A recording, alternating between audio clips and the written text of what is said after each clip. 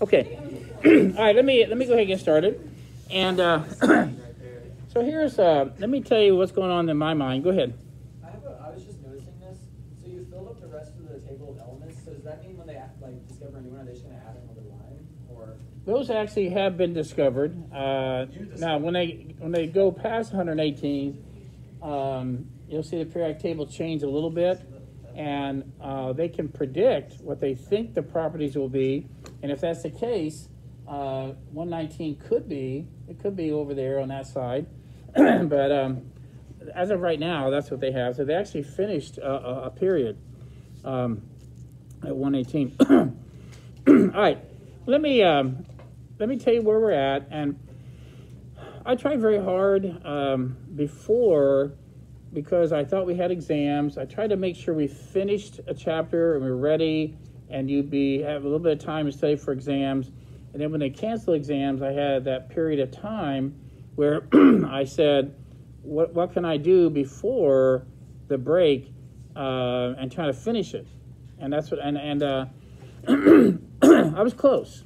I was very close. I didn't have to do the I didn't have to do the 20 demonstrations in one day. I could have given the test that day, but I think the demonstrations were there to kind of help you put it together a little bit. So I decided I was going to do that. And then originally I thought we'd have a take-home test, and, and that would be on Thursday, and you would hand it to me on Friday. And I thought that was a pretty good thing I could do. I had to make, as a teacher, I actually make many decisions you don't know about. I all the time. And one of the decisions was, I kind of like the idea. I certainly didn't know that some other teachers had other things that were due on Friday. I didn't see that on the calendar or anything like that. And so I had some people talking about that, which I think they still could have done it. But I think what bothered me the most was to have a student come and say, well, I have this and this, but I do want to study. I said, but what I don't like, here's a student saying that they heard, well, some people have already talked about how they're going to cheat. Now that really bothers me a great deal. I don't get that. I understand that you could do that on anything, couldn't you? You can cheat on anything. But to actually have heard that, here's a person who heard people talking about it. I'm sure they didn't go around listening to everything you said, but what's the chance if they happen to hear a conversation of people saying that, and they happen to just be there? That bothered me a great deal, to think that somebody would do that. I know if we went totally remote, I think last spring, I think there were people who cheated. I don't like that idea. I think it's wrong. Some of you might think, oh, you'll never know. And that's unfortunate. You think, well, you'll never know, so it's not cheating. I don't know about that. But so whatever it was, a combination of things told me not to do it. I canceled that. I told you on Thursday I was not going to do the take-home test, and I said I would not give it to you until they got back. That would not be right. I'll give it to you the next day. All right. Now, here's originally why I wanted to do the take-home test. Originally, I wanted to do take-home tests because if we finished that unit, then when you got back, all you would do is density detective. And that would give me, and we had just enough time to do that, and that grade would also be in the second quarter. Now, it's true that by me making the decision not to give the take-home test, that's going to alter some things. So what I decided, and this is what I'm going to go with now, is I'm going to review today. We're going to review everything in the chapter, but I'm not going to give the test tomorrow. Okay, you've been gone for over 2 weeks, and I don't want to give the test till next Monday. So I can review today, and then anytime this week, if you want to come back and you want to have individual help sessions or anything like that, I'd be willing to do that. Okay, so that also gives you a little longer in case you didn't have your homework done. I know some of you probably worked and got it done, which is fine with me, but my decision is I'm going to review today, and yes, it will be fast. You get it? It'll be fast, but we've already covered the material. It's already done. Fast review today, not take the test until next Monday. Get that? And then I will be here today after school. I have a meeting tomorrow after school, but I'll be here in the morning. I'll be here at lunch. Thursday after school, I'll be here. Thursday at lunch. I can be here many times this week if you want individual help on that. So I will promise that the homework grade and that test will definitely be on the second quarter. I promise that. Tomorrow, I'm starting Density Detective. Now, Density Detective has two parts. One is a 25-point thing, and one is a 130-point thing. I will promise that the 25-point thing will be graded for this quarter. The problem with the other part is we would not finish by next Thursday. We would come close. And by the way, next week, we have a half a day on Friday. Does everybody know that? And then that following Monday, you don't come to school. That's Martin Luther King holiday, okay? And so we would not finish on that Thursday. We would probably finish on the Tuesday when you get back. And then on Wednesday is when we grade it in class. You'll know your grade by the end of the day, Wednesday. It looks like the grades will probably be due Wednesday morning. So what I'm going to do is the 25-point part of Density Detective. Number one, the homework you're doing for this chapter counts. The test on this chapter counts. I think it's 140 points, something like that. And 25 points of Density Detective will count. And then the 130 points will be the first grade of the third quarter. Everybody got that? So that's the way I'm going to do it, because I can't make up for those 2 days. I can't. It was going to be tight anyway. That's the way it fell. Is everybody okay with that? I want to make sure you understand exactly what we're doing. Today is review. Tomorrow I start Density Detective. It takes me 20 minutes to explain the project to you. Then I have you get in groups. You're going to pick a group, and you're going to build your strategy. What is your strategy on this problem solving? And then you'll actually start the lab work on Thursday. And then you'll probably finish part one on Thursday. I believe you will. If for some reason you don't, you could turn it in on Monday if you had to. And then you will start part two of Density Detective on Monday, and that lasts for like 4 days. And unfortunately, maybe you'll be done. I don't think you're going to be done by Thursday. It'll probably be the Tuesday after that when you'll probably be done. So anyway, that's what I'm going to promise you at this point. And is that okay? I guess I just want to make sure you know what we're doing. So, all right. So if you have your book out or if you have your packet out, I will try to. And this is not going to be a great thing, because we're going to be doing the entire chapter in about 35 minutes. But we're reviewing the chapter in 35 minutes. I've already taught it. But you might want to make little notes to yourself and say, well, what parts do I need to maybe have extra help on or something like that? Okay. Excuse me.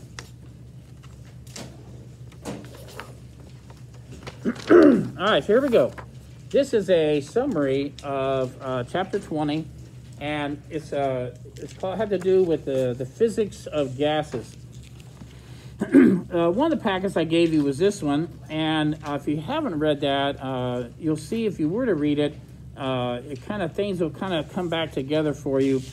And even here, they talked about we've been studying gases for quite a while. And one of the scientists they mentioned was Galileo. And even Galileo developed something very early. He developed a pump that would pump water from down there and bring it up to here. But even as smart as Galileo was, what was there a problem? What was the problem that Galileo had pumping water from down low up high? Do you remember that? And do you remember what that distance was? Was it? Excellent. 10.3 meters, or around 33 feet. See that? Now, even he couldn't quite understand why he couldn't get it to go more than that. And one of his students, Torricelli, okay, what did he invent? The barometer, okay, mercury barometer. And I will ask some questions about a barometer. And so what happens is, if you were to fill this tube completely with mercury, and we don't have to use mercury, but if you make a mercury one, it's only going to be about this tall. If you don't make it out of mercury, it might be really tall. So you take this tube full of mercury, and you turn it upside down, put your thumb on it, stick it in a bowl of mercury, and then let your thumb out. And remember how many times I talked about this? Now, don't do that. Don't do that. You know what's going to happen. All that mercury is going to come and swallow the floor. But and you saw it. I saw the mercury drop. But then what happened? Something unusual. It stopped falling, didn't it? And it's like, whoa, what? Why don't you fall all the way out? You're sitting here. Why don't you just come all the way out? Because there's something pushing on that bowl of mercury, isn't it? What is it? Air. Now, the weight of air, the weight of this much mercury for the same amount of diameter, which one weighs more? A column of mercury that big, 76 centimeters tall, or a column of air 30 kilometers tall? They're the same. They're the same. Remember, force, the weight of this mercury is a force. The weight of the air is a force. If you have the same area, it's the same pressure too, isn't it? If you have the same force in the same area, it's the same pressure. So the air pressure here is the same as the mercury pressure here, isn't it? Now, normal atmospheric pressure is what they call 76 centimeters of mercury. One of the things I talked to you about, which I don't like about it, but I can't change it, is the units. All right, man. All right, here we go. Okay, so what are the units of measuring pressure? Well, one of them could be how tall of a column of mercury can the air hold up? And you could say normal atmospheric pressure is 76 centimeters of mercury, which is the same as what? Isn't that the same as 760 millimeters? That's the same height, about this tall, isn't it? About 3/4 of a meter thick? Okay. You could say those are pressure units. What's the one we use in the United States for tire pressure or basketballs or footballs or soccer balls? PSI. And so if you're talking about people in the United States, you might hear about the normal atmospheric pressure is around 14.7 pounds per square inch. Do you use tools that are air pressure driven? Do they have PSI or what do they do? Yeah, but do they have a pressure gauge on them? Yeah, I guess. Does it say PSI or anything? Okay. All right. Now, even though I've heard of another unit called torr, that was the one they used a long time ago to kind of celebrate torricelli, but 760 torr is the same as 760 millimeter, isn't it? So really, it's kind of interchangeable. Now, the other one I do like is called atmospheres. If I'm at sea level, I have 1 atmosphere of pressure on top of me.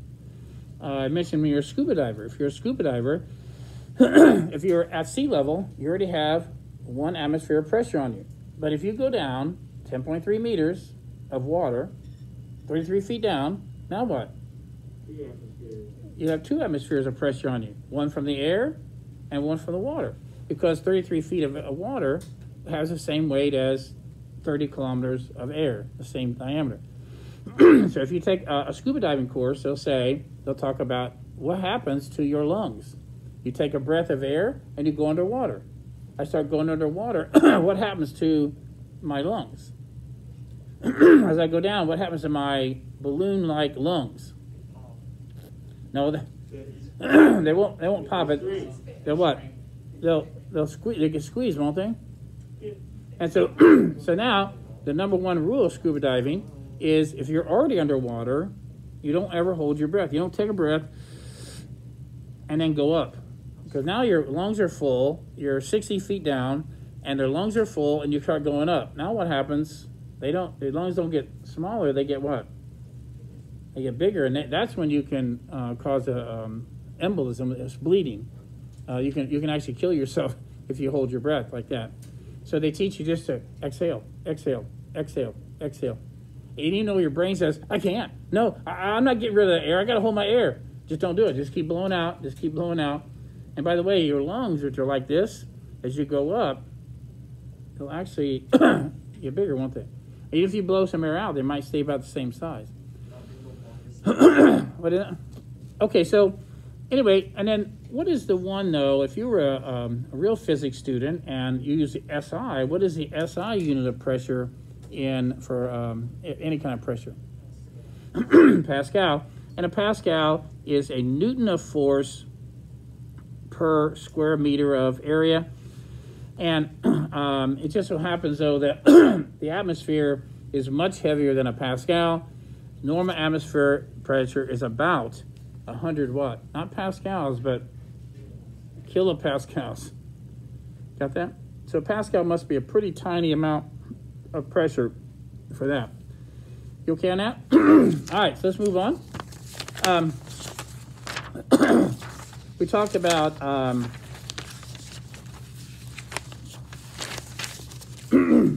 here's somebody who did an experiment. He actually had his was his brother-in-law? Anyway, the guy named Pascal, he had a balloon, and he said, "I can't do it. I've been not too healthy most of my life." But he goes up, and the balloon was this full. He goes to the top, and what happens? The balloon is much fuller. So he found out, one of the first people to discover that as you go up in elevation, what happens to pressure? It's less, isn't it? It's less. And so this is this is a great picture here. I love this picture. You not only do you live at the bottom of an ocean of air, but you also live where it's most dense. And so if air had the same density, and I had a balloon, if air had the same density and I had a balloon, then what would happen as the balloon went up? There's a whole lot of air pushing on me, and then there's a lot less air, and then a lot less air. That's what would happen, isn't it? Now, what actually happens in reality, though, is as I go up, I will expand a certain amount, but then it'll get to the point where the air that I'm displacing is not very dense, is it? So as far as buoyant force, I don't necessarily get any more buoyant force out of it, because here I'm displacing a whole bunch of dense air. Here I'm displacing not as much air. And so the buoyant force is going to be very similar all the way up. So if I have a buoyant force of this much, I'll probably have the same amount. Even though I might be a little bigger, the air that I'm displacing it doesn't weigh as much, does it? So that's something that's kind of weird. But if the air had the same density, the balloon would just get bigger buoyant force, bigger buoyant force. But we actually don't see the buoyant force increasing because the air is, we do see the size increasing. We see the size increasing, but not the buoyant force. Okay, what about this experiment here? Do you remember this guy, Otto van Guericke? I guess that's how you say his name, but he was the mayor of a town called Magdeburg. And so what did he make these things? What are these called? Magdeburg hemispheres. Each one's half of a sphere, right? And by taking the air out of this, even 8 horses going that way and 8 horses going that way could not separate the 2 hemispheres. As soon as he told the horses to stop, he let air in, they fell apart. So it's not air pressure that kills things. It's not air pressure that's powerful. It's a difference in air pressure, isn't it? See, right now I should be squashed. I should be crushed by air pressure. But I have the ability, my body has the ability to push back the same amount, so I'm not crushed. If you take me down too far into water, my body does not have the ability to push back like that. It will crush me at the bottom of the ocean. All right. Same thing on that window right there. There's a huge amount of air pressure on that side of the window, the other side. So why isn't it pushing the window in at your face right now? If there's a huge amount of pressure, why doesn't it break the window and it come in toward your face? That's right. Same amount of pressure on the inside. So it's a difference in air pressure that makes a difference. Now, if you know anything about automobiles, they purposely set up a series. Anybody here a mechanic? Okay. Do you know, if you've never looked at your car engine, there are places in engines that have tubes, and they run from one part of the engine to the other. I wouldn't mess with those. You should not mess with those. Have you ever done that? Mess with those? And if you have, there's usually a diagram under the hood somewhere, or you can look it up on the internet. But if you ever take those hoses off, you better figure out where they go, because it works on a vacuum. They actually create a vacuum, and that actually opens valves, closes valves, like that, and it makes the engine run well. So we've done a huge amount with air pressure differences as far as the science world. We've built all kinds of things that work on vacuum, partial vacuums, that kind of thing there. All right, what was who did this experiment with? Here they purposely, even though it was sealed here, they purposely left air in there. In the barometer, what was up here? What's up here? A vacuum. Nothing. Okay, now, but what about here? What about here? There's air in it, isn't it? Now, if these are equal, then the air pressure here are equal, and so we see equal levels here. And what they did, it kept pouring more mercury into here, and it kept adding more and more force, more pressure.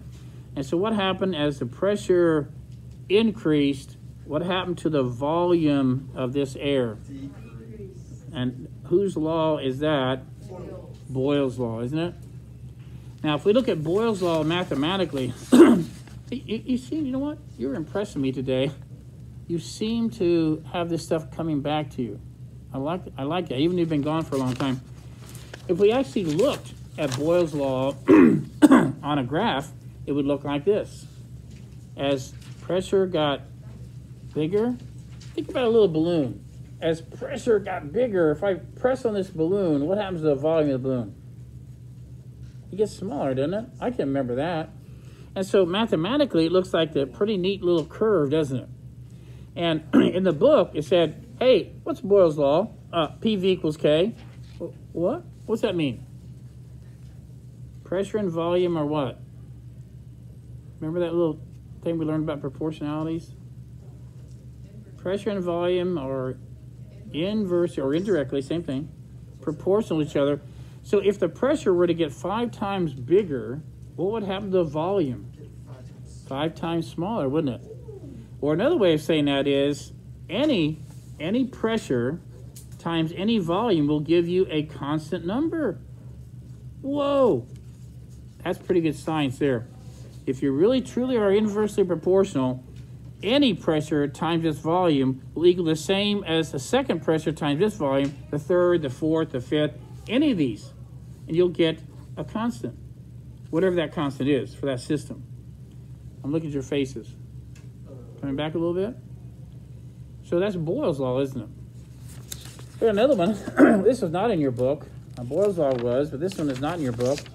What about this? The only reason I brought it up, because it does have to do with gases, and it has to do with not the relationship between pressure and volume, but what? What is Charles' law between? Temperature and volume. Now, if you do it in Celsius, you get one of these, and that's not a direct proportionality because it doesn't go through 0, 0. But if you were to convert Celsius into Kelvin, that means you have no positive and negative numbers. You get that? Then what do you get? Wow. And you could say what?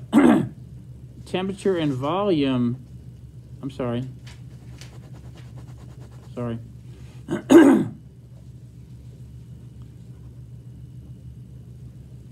Now, so what does this say? Volume and temperature, Kelvin temperature, are what? Directly proportional. So if you went from 3, they're not called degrees. If you went from 3 Kelvin to 9 Kelvin, then you made the temperature 3 times higher. What would happen to the volume? It would get 3 times no higher because they're directly proportional, aren't they? Oh, yeah. And you think about this too. Take a balloon and put it in some hot water. As the temperature goes up, the volume goes up. So think about that if you have trouble remembering these. So it is directly proportional to the Kelvin temperature, and the reason I brought this up is that's how they originally figured out that. I don't know what that means for a gas to have no volume, but they think that's it. That's the limit, and that must be absolute what? And that's how they calculated absolute 0. So I thought I would bring that into your, even though that's not in your book, okay? Again, I mentioned this to you. I'm not trying to be Mr. Entertainer Day like I was maybe on Thursday, but I'm just trying to cover this material so that you can shake your brain a little bit and say, okay, I got until next Monday. I have till next Monday to put this together. All right. Let's talk about hot air balloon first of all. Hot air balloon, you put hot air in it, and hot air is less dense, isn't it? It's less dense, but the hot air is displacing more dense air, and so we do get a buoyant force. But you have the weight of the balloon, you have the weight of the basket, and so you have to keep heating the air, and then there'll be a time where the balloon will expand, and then it'll get to the point where you will displace enough air so the weight of that air equals the weight of the balloon. Now what's going to happen then? What if the buoyant force is a little bit greater than the weight of the balloon? What if the buoyant force is a little bit greater than the weight of the balloon? Then won't that balloon just keep going up? It'll go up, right? And if I heat it some more and make the balloon even bigger, it'll expand, and I might even be able to accelerate a little bit like that. If I get up there and the air is going to start cooling off and the balloon's going to go shrink a little bit, I might get to the point where I don't keep going up. I might actually be neutrally buoyant again. And if the air keeps cooling oght, weight's going to be bigger than, and I'm going to start going that. So I go a couple of hits on the burner, and I could actually maintain neutrally buoyant and go across. I've seen the people in Africa do that. It costs a lot of money, but you want to go see some elephants, you know, and we can be kind of quiet. Okay, and the winds are taking us away, and you're really quiet, and the elephants don't, you know, they might know you're there, but you don't make any noise. And I've seen people stay like about 60 feet off the ground, and the wind just takes them like that. Anyway, so hot air balloons are one thing that is different than a helium balloon. It is different than a helium balloon. What about a blimp? A blimp is kind of like a big helium balloon, but what happens here? How do we go up here? Let's say right now we're kind of neutrally buoyant. It's just sitting there, and I want to go up. How do I get more buoyant force? You like go some with the sandbags that's holding down. I could. I could do sandbags. What about a blimp? How do I get rid of some heavy stuff? Air. Right, and these are called ballonets. Remember that? And the ballonets are like big balloons full of air. You turn the fan on and say, "Why don't you get out of here? I'm going to have the fan blow this air out." If this air leaves, that heavy air leaves, it's about 7 times more dense than helium, right? Let the heavy helium go. Helium will simply say, "I'll take up that space." And then you'll get more buoyant force and you'll start going up. You think, I think I'm ready to stop going up. Well, then you can actually add air to your thing, and then all of a sudden buoyant force can equal weight, and you can be neutrally buoyant again. Is it possible to take out all the air in there? Yeah, but I'm not sure. You can. You could. As a matter of fact, if I thought I was getting ready to crash, if somehow I was getting ready to crash, I would try to get rid of all the air and throw away anything like chairs or anything. I'd throw everything I could that was heavy, and maybe I'll stop going down. If you're going down very slowly. If you're going down slowly, you still don't want to crash, but if you're going down slowly, you still might want to become neutrally buoyant, so you try to get rid of some weight somehow. All right, what do you think? Again, we're going pretty quickly, but it's not bad. All right, how many of you, now be honest, just be honest, did any of you spend just a little bit more time watching the weather after you heard about high and low pressures? No, just go outside. Okay, all right. You did? Yeah, just go outside. Okay, now if you watched, even this morning, I watched this morning, and so let's go over this again. Here's a quick weather unit, okay? Now, I'm not here to talk about fronts, cold fronts, warm fronts. I'm not here to talk about the Earth's spin. I'm not here to do that today. I'm just talking about why was the barometer so good at helping to predict weather. Okay, so let's take a look again. Ready?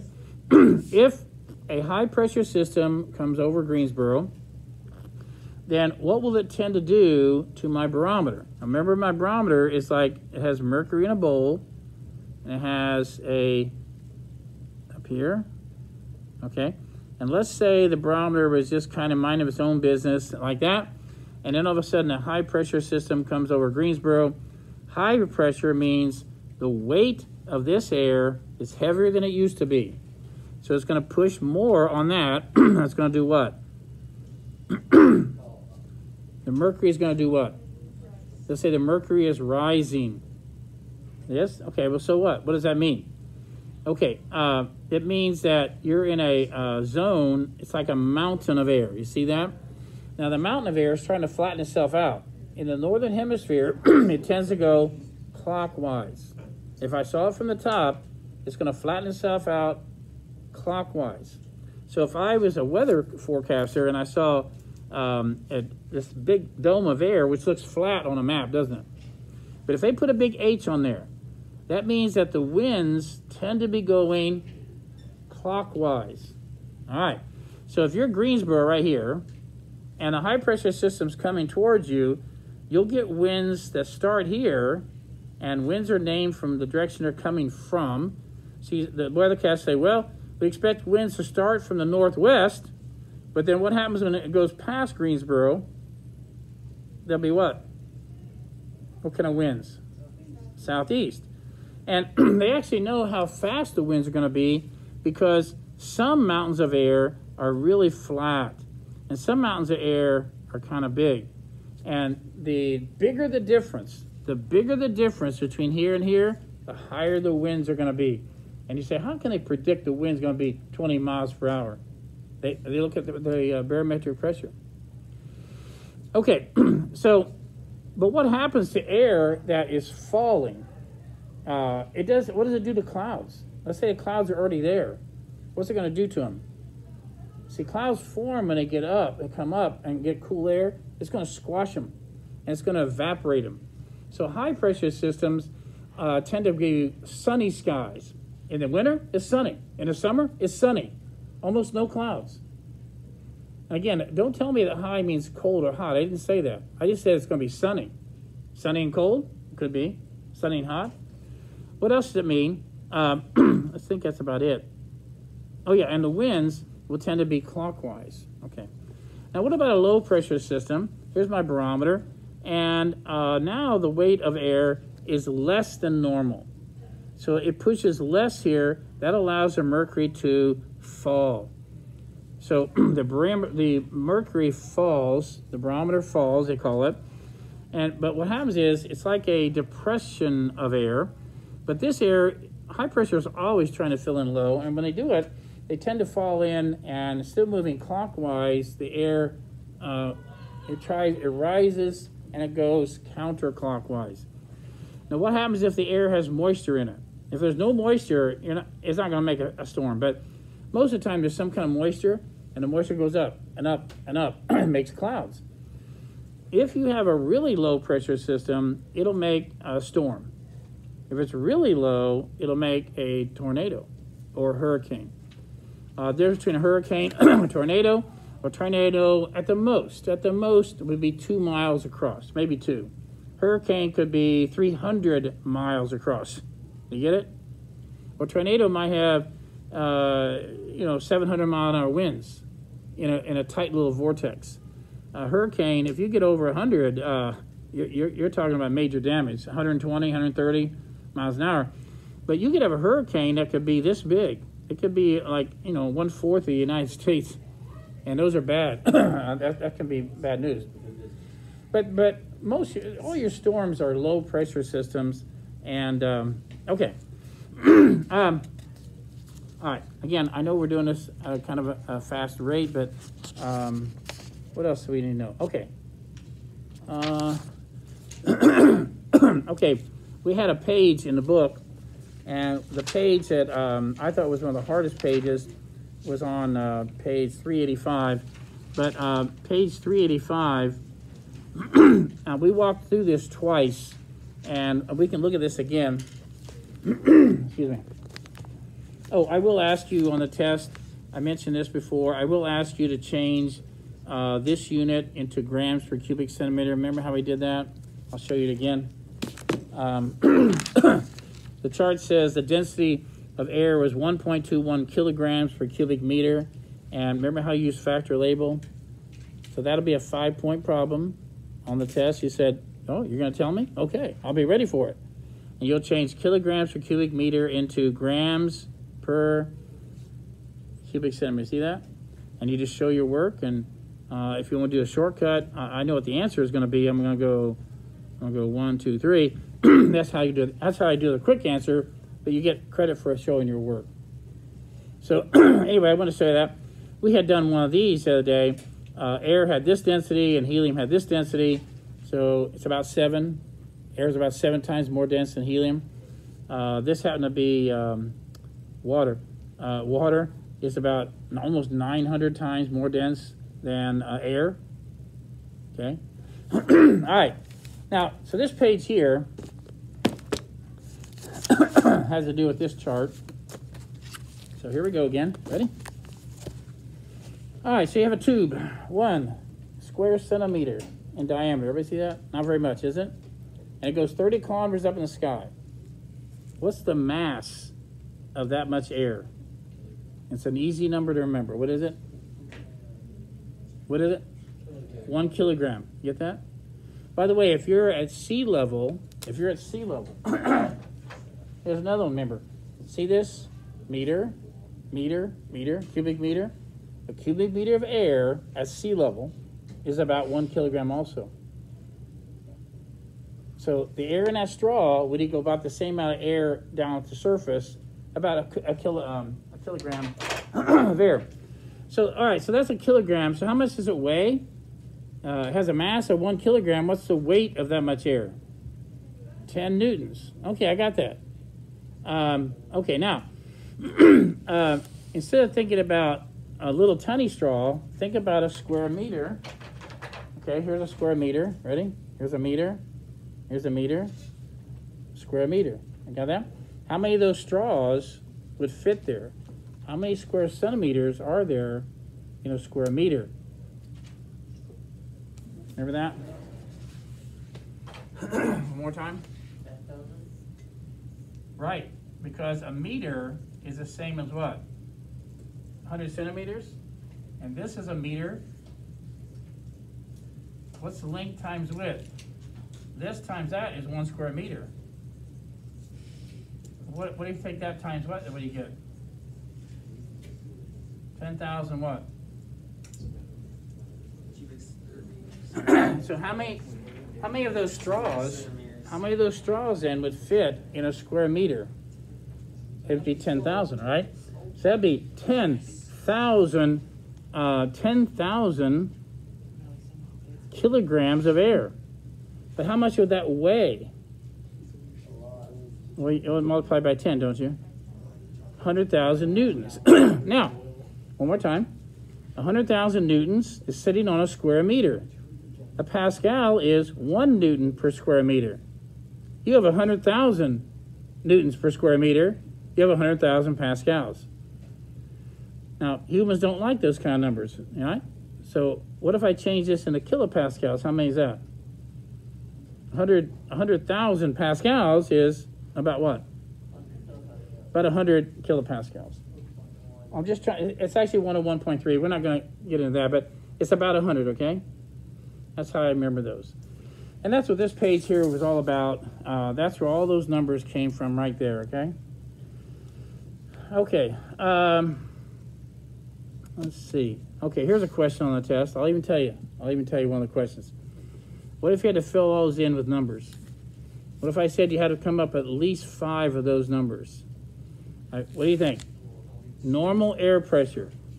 Are there any of these? Raise your hand if you know any of them for sure. 760 millimeters. Yes. Is that on here? Oh, yeah. 760 millimeters. All right, anybody for sure? 30 inches of mercury. How much? 30 inches. Wow, that was a hard one. We calculated that. We did factor label before the break. It was very close to 29.9 something. It was very close to 30 inches of mercury. That's what you hear. The weather forecasters in the United States, they said the pressure was 30.1 or something like that. Well, another one you're certain about. I am certain that's 76 centimeters. Yes. Somebody hadn't done. You three have already answered one. Somebody hadn't answered one yet. You're certain. There's one really easy one. All right. One atmosphere. Right. One atmosphere. Okay. Next one. How about kilopascals? Yes. Yep. And this is going to be, yeah, right there.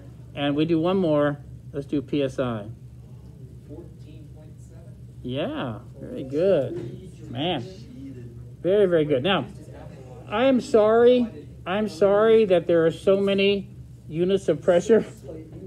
As a matter of fact, there's one I didn't tell you about. It's called a bar. I'm not going to get to that. Oh, you do? Oh, okay. I think right now we have enough. We have enough already. If you're interested in bar, maybe you can see what the conversion is between bar and millimeters of mercury or something like that. All right. We're getting close now.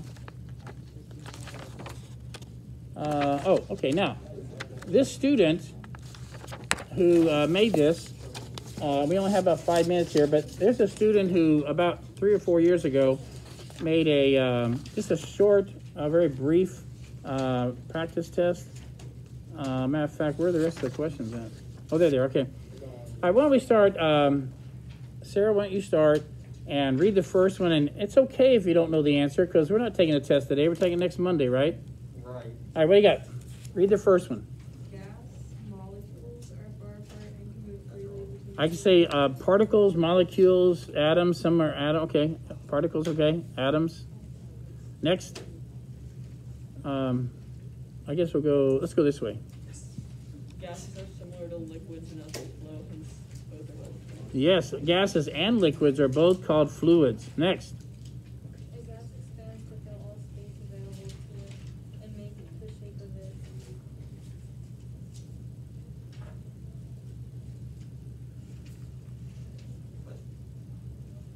So like if this room was a vacuum and I had a little bit of air and I opened up a little hole, the air used to be this much, it would try to take up this space, wouldn't it?